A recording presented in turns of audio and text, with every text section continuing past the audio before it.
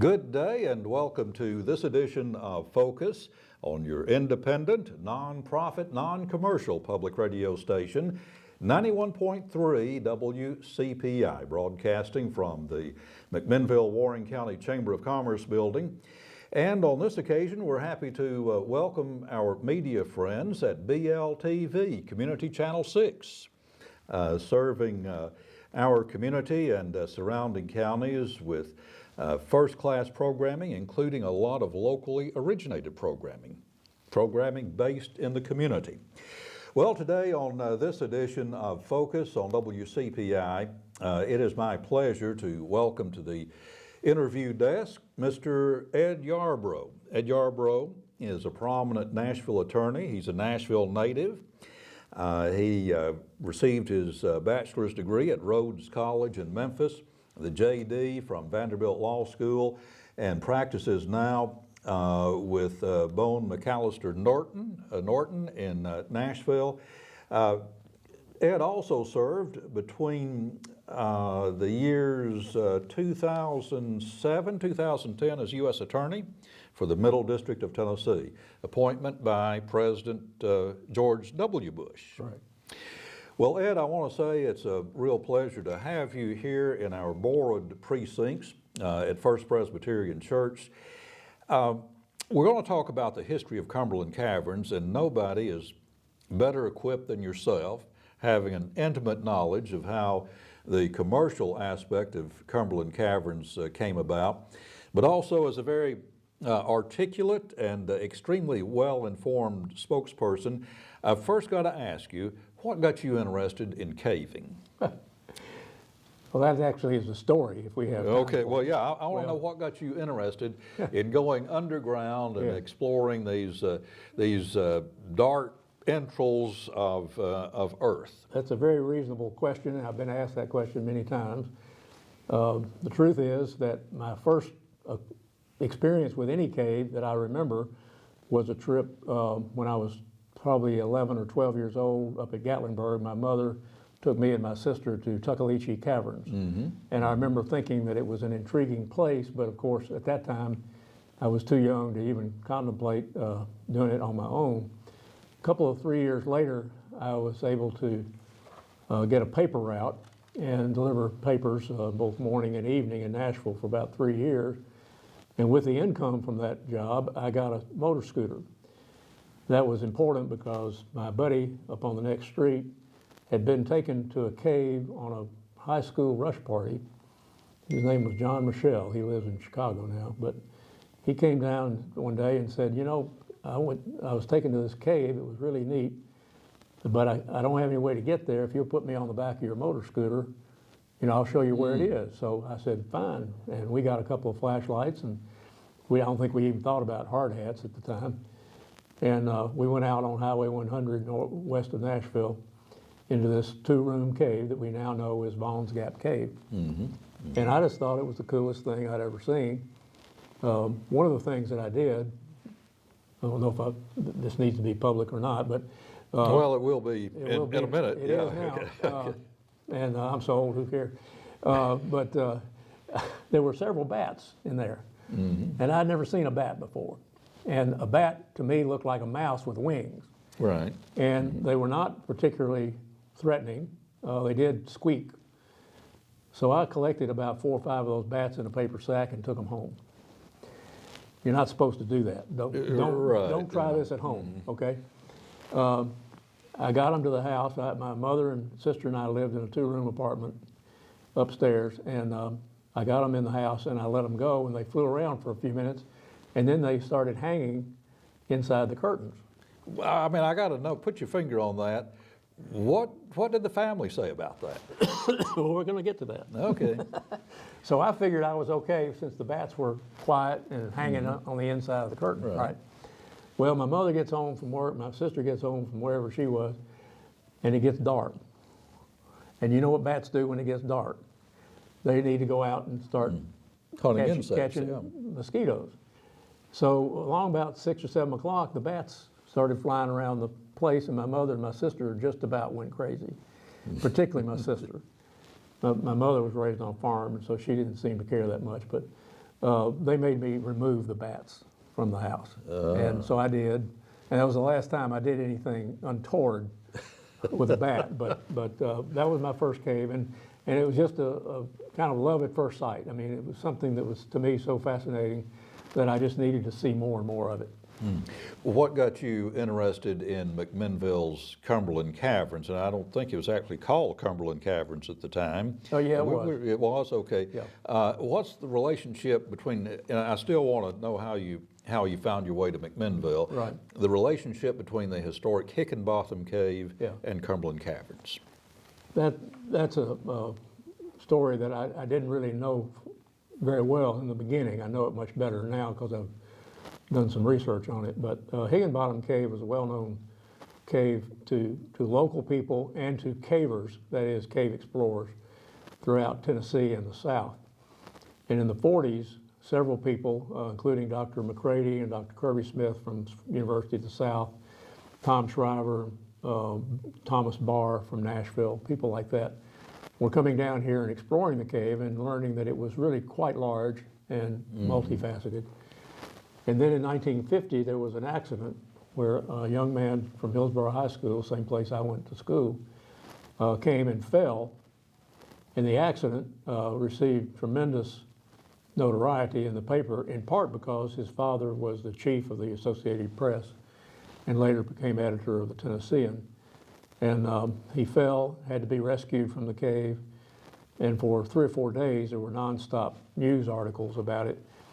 He had a very severe head injury and died in an iron lung at Vanderbilt Hospital in early 1951. And ironically, that accident is what led to a teacher at Lipscomb College telling Roy Davis, and this is something I didn't have time to say earlier today, the teacher, when asked about caves, said, well, there's a cave down near McMinnville where a boy got killed. And so Roy and his buddies, being exuberant teenagers, they wanted to go see where the boy got killed. Right, okay. That sounds kind of gruesome to us, yeah. But that's just the way, morbid interest, yeah. That's the way teenagers think. And so they went down there and down here and went in Higginbottom Cave, and Roy Davis just became completely fascinated by it. And over time, he made several big discoveries in it, and he and a fellow named Tank Gorin put together Cumberland Caverns and installed the lights and the trails and opened the cave to the public in July of 1956. Let's talk about Roy Davis, the person. He was, around here we called him our local Renaissance man. Yes. He had multiple, I would say, studied interests, not just speleology and developing a cave for public access and the enjoyment of the public. He's also a musician. Yes. Quite an accomplished organist, Right. A singer, Yes. but also he was an ordained minister. Yes. Yeah, Roy's, Roy was battling several things when he was growing up. He came to Lipscomb because he thought he wanted to be a minister. And of course he became a minister for a while, but the call of the cave always seemed to be very strong. And he after the cave was actually opened, Roy went to a place called Otwell, Indiana, where he did actually have a church for a short time. But every time he would go into the ministry, something would happen. And I think what happened as far as Otwell was that the manager that he had hired for the cave decided he wanted to move somewhere else, and they didn't have anybody to run it. So Roy had to come back and tend to the cave. And that happened, I think, more than once, up to the point where Roy decided that this was his calling. And I believe, and I've told him this, I believe it was his ministry. I think the way he conducted himself was always above reproach. Even in the summers when we were working 7 days a week, we always went to church on Sunday morning. The cave didn't open till noon. Sometimes we'd have church up on the mountain with him officiating, and other times we'd go to local churches. But I think he really, more than a business, he had a ministry at Cumberland Caverns where he influenced a lot of young lives, including mine. Here again, multi-talented person, but truth be told, business was not one of his talents. No. He needed Tank Goring. And Tank Goring had been his business partner and kept things, pretty on the straight and narrow in the early going. But Tank moved away after a while, lived in Nashville for a number of years. And he didn't stick with it, so Roy was kind of on his own. And you're correct, he was not a businessman by calling. But he did have a very fine, well-developed aesthetic sense. Yes. And you see this played out in the indirect lighting. Right. Did he just learned that. invent this idea, or how this idea of indirect electrical lighting come about? Roy is what I would call a natural. You've seen the movie The Natural. That was somebody that could play baseball really well and never got taught anything. Right. And of course, every endeavor has its fair share of naturals. But he was a natural when it came to visual arts. He was an editor of the Spelio News and the NSS News. He basically produced all the brochures and press releases. He had a complete letterpress print shop. He had a full print shop in his house. He had a full dark room. He had a collection of 35mm movies and a projector. He had a pipe organ, all of which went up in flames in 1997, sadly. But he had a real talent for the visual arts, and he realized almost immediately that indirect light, that is, light bouncing off the rock, was much more pleasing to the eye than a direct light, which tended to distract from the cave itself. So he installed the lights in the cave all on his own. He did have help from a fellow named Leonard Munson. Leonard was an electrical engineer who worked for TVA in Chattanooga. His wife Barbara, for many years, was the secretary for the cave. And Leonard would oftentimes get a call in the middle of the night from Roy on some electrical issue that he couldn't overcome.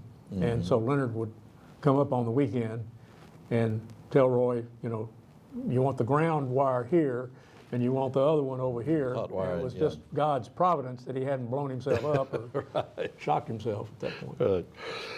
If you're coming a little late to today's Focus feature on WCPI or on BLTV's community channel, I'm talking to Ed Yarbrough, a partner in Bone McAllister Norton, prominent law firm in Nashville. Ed is a Nashville native, went to Hillsborough High School, then Rhodes College in Memphis, and came back to Nashville for Vanderbilt Law, earned his Doctor of Jurisprudence there, and has been involved in both in law as a public servant, as an assistant state prosecutor, and as U.S. attorney for the Middle District of Tennessee. The early going, making Cumberland Caverns or Hickenbotham Cave accessible to the public, some of the passageways that we sort of glide through now were not easily managed back then. So he used blasting powder, is that right? Used dynamite? Yes. In fact, at those days, you could go down to Sears. He'd just come into town and go to the local Sears store and get sticks of dynamite. I remember seeing them. They were kind of orange, waxy looking thing. And he would get these caps. They looked like, looked like a large bullet. And then fuses. You'd stick the fuse in the cap. You'd stick the cap into the dynamite, light the fuse, and retire quickly. Run as fast as you could. Yes. Okay. Did he ever have any accidents doing this? It sounds like a pretty dangerous thing. I don't know how much official training Roy had as an explosives technician. Well, he had none, and that's the story of Roy Davis. We used to joke that Roy Davis had several Blue Angels that were posted around him to be sure that he didn't blow himself up, electrocute himself, have some kind of horrible accident on the road, because there are a long list of incidents near-death incidents involving Roy where he came away with no scratches. He was not known to be the most proficient driver. His idea was the only reason to be in the car was to get where you were going as fast as possible. Okay. All right.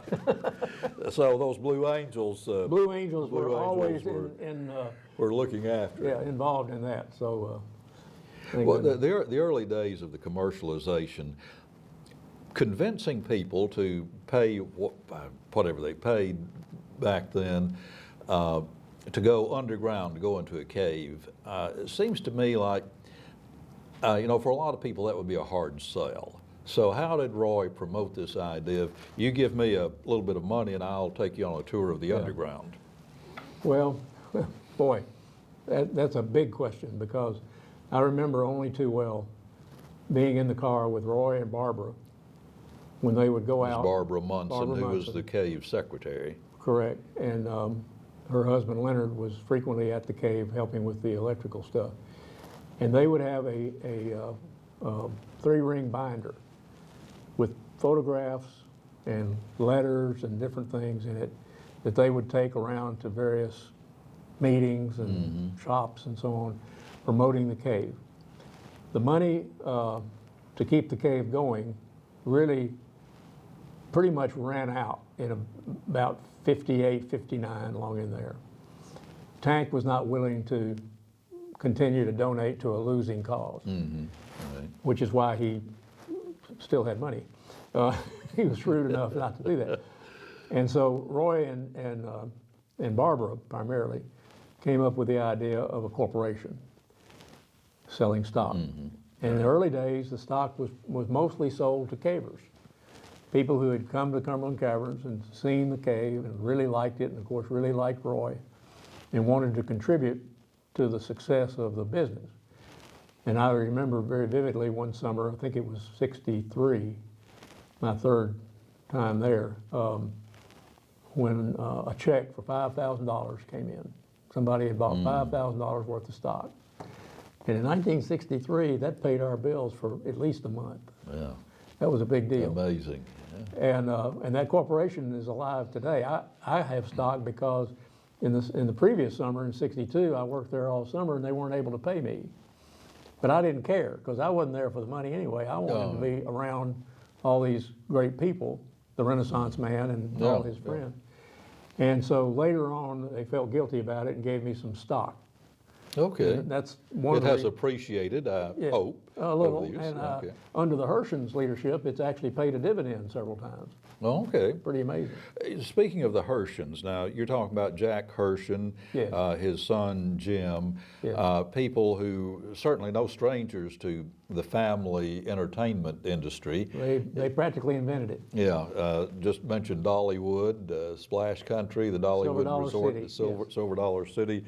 What they used to call Dixie Stampede, I think it's been renamed in the interest of political correctness.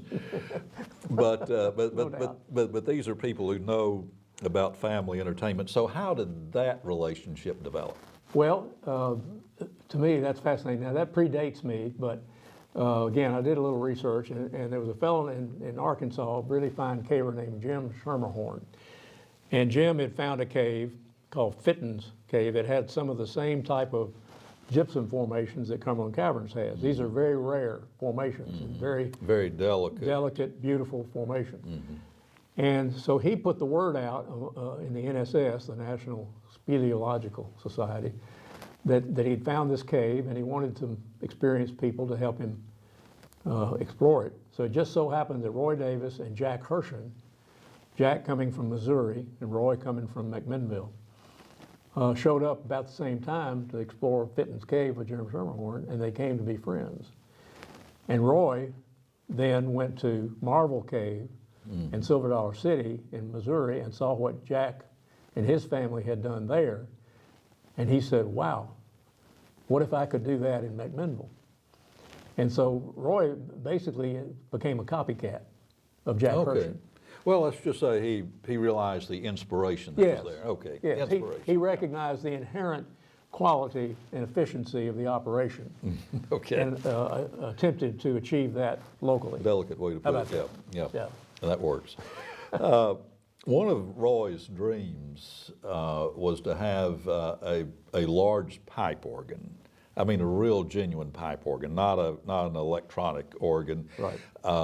In the volcano room, which has been the site of Bluegrass Underground and Right. now Cumberland Caverns Live. Right.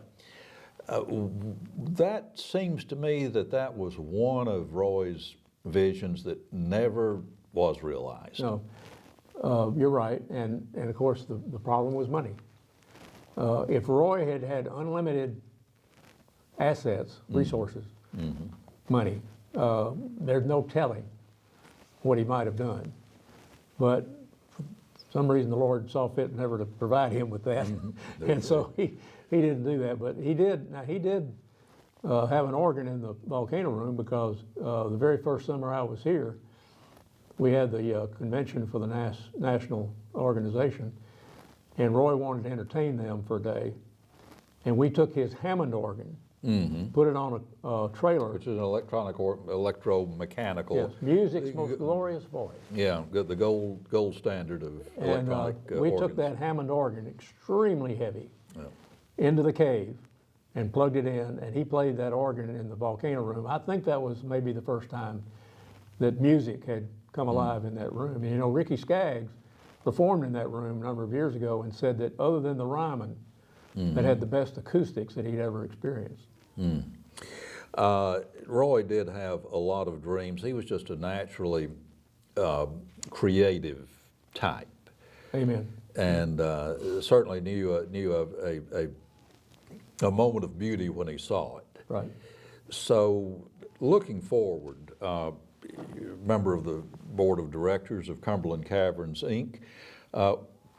What do you see, Ed, as the next big development? What's the next big step for Cumberland Caverns?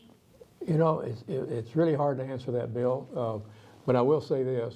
I think there's several possibilities. One would be more camping, a greater variety of tours that go off. You're talking about the camping area outside the cave. Camping on the grounds. Right, okay. Yes. Rafting, canoeing, kayaking, because the river, Collins River, runs right through the property. All that's been looked at, but to me, the big thing that makes it promising right now is that there is such integrity in the management of the cave and the properties there. You have the Herschel family, who are just wonderful people, Christian people who do everything according to Scripture.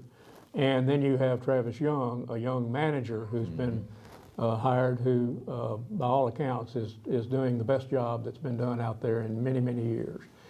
And I think the combination of that ownership and that management team will eventually lead to Cumberland Caverns being much better known and much more of a destination for tourism throughout Tennessee and the South.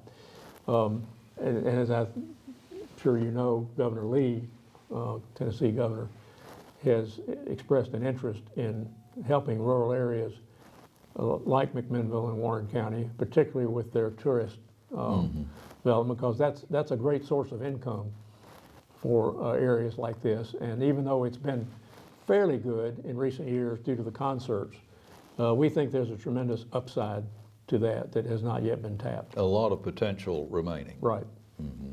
The state of Tennessee, through various administrations, Republican and Democrat, has put a lot of emphasis on tourism development, because Tennessee, you know, has a portfolio of natural assets that's just practically incomparable.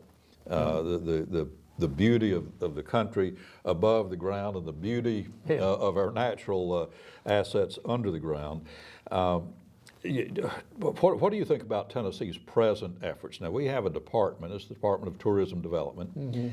How would you characterize their efforts? Well, I think their efforts have been largely good. I've known several of the commissioners. The current commissioner is a very good friend of mine, and I think that they're on the right track. But I don't think that they have hit their stride yet. I'm hoping that that'll start happening fairly soon, because it does take it takes promotion, not just from the private sector, but it does take a little help from the government when you have an attraction like Cumberland Caverns that's a little bit hard to get to. And unless people hear about it and really want to go to it, they're not going to just stumble in there like you might Ruby Falls because it's right next to the interstate. That's one challenge Cumberland Caverns has. Yes. Is just access. Access is good, but it's not on alongside an interstate It's a highway. lot better than it used to be, but that you can't move a cave. So Yeah, okay. The cave is where you find it. Yeah. We're running out of time, but I do want to ask you about one feature of Cumberland Caverns and the operation there for decades, and that's the Boy Scouts and the overnight Right. campouts and conferences, conventions with the Boy Scouts. When did that start? that started actually even back when I was a guy in the early '60s, and the idea was that the Scouts, and then later it broadened to church groups and community groups of all kinds, but the Scouts were first on this. The Scouts would typically come to the cave and take the tour, and then the Scoutmaster or somebody, some leader would come up and say, well, we'd like to see the parts in the back that you told us about. We've seen this Off the commercial trail. 3/4 mile Yeah. stretch that you got the lights, but you said there were 28 miles. We'd like to see some of that. And pretty soon Roy realized that, okay, you come for the whole weekend, come in on Saturday, hike, canoe, whatever, come up and bunk down in the cave, and we'll take you on some of these little side trips like Gypsum Alley or Gypsum Crawl, some of those, and that became quite a tradition. And another thing that came in about that same time was the ghost story. And that was, everybody said, well, how do you get all these energetic young scouts to go to bed? Well, you got them all in a room and scared them to death. and Roy had a collection of ghost stories that would get them pretty worked up, and then they'd go jump in the sleeping bag and not come out. Zip it up, okay. One last thing. We've talked about Roy Davis being such a brilliant, creative intellect. One of the things he did at the end of the commercial tour in what I think you call the Hall of the Mountain King, he had a light and sound show, a pageant. Yes. And it was the creation story from Genesis. Yes. And he had the person, the professional who was voicing this had a very... James Weldon Johnson. Well, I didn't know the name, and I'm glad you put that on record, so now we all know. But it was such a dramatic thing, Yes. and really made an impact. And sitting there at times in total darkness, Right. And our listeners and BLTV viewers, you don't know darkness until you've been in a cave. Total with, darkness. with all the lights out. You literally cannot see your hand in front of your face. Right. But you have these alternating periods of this total abysmal darkness, and then the lights. Yeah. That has not been totally without controversy, I understand. Absolutely. But Roy was not afraid of it. When he put it in, and I was actually with him when he recorded some of that in his living room. And he used the poem, the James Weldon Johnson poem, which is the story of creation, in poetic, in a poetic way. But he put his own words in there. In a place such as this, one easily ponders the vastness of creation and is humbled by the realization that alongside the grandeur of the universe, man is but a small and insignificant speck. And he put in Great philosophical he insight. put in yeah. Psalm 19, heavens declare the glory Right. of God, the firmament showeth his handiwork, day and the night, other speech, day and the day, no speech nor language where their voice is not heard. And the one that was the most controversial, 14th Psalm, that says, the fool has said in his heart, there is no God. And every now and then you get some pushback from a tour on that. But I didn't consider it a big problem. I just said, well, we're not making you believe anything. We just thought you'd enjoy listening to it. And that may be, we got into that a while ago, that may be why I'm such a creationist, because I was exposed to that about Right. 1,000 times over that 5-year period. Well, it's Roy Davis put an indelible stamp on our culture when he did that. I agree. And I don't know how many thousands of people have sat there in the Hall of the Mountain King and experienced it. You don't watch it, you don't hear it, you experience this thing. That's right. And hopefully you'll continue to do that. I hope so. Well, I want to thank you, Ed Yarbrough, for taking this time to be with us. Yes, sir. And I want to thank you for coming and speaking to the Rotary Club of McMinnville. It will have been last week when this program is on the air. We've been after you for a long time to come, and you finally got here, so we appreciate you being here. It was worth the wait. Well, if I'd known the food was so good, I'd have come sooner. Well, you just come back anytime you're in the No, thank you neighborhood. very much. We'll always be welcome at McMinnville Noon Rotary. Thank you, Ed. Thank I you, appreciate Bill. it. It was a Appreciate pleasure. A great friend, a great public servant, and one of the originals at Cumberland Caverns. So we appreciate you being here. Old as dirt. Well, we want to thank also our listeners on 91.3 non-commercial public radio, WCPI, and our viewers at our media partners, BLTV, Community Channel 6. We want to thank you all. We want to thank also our underwriters who make public broadcasting possible. For the Focus series and WCPI 91.3, this is volunteer producer Bill Zechman.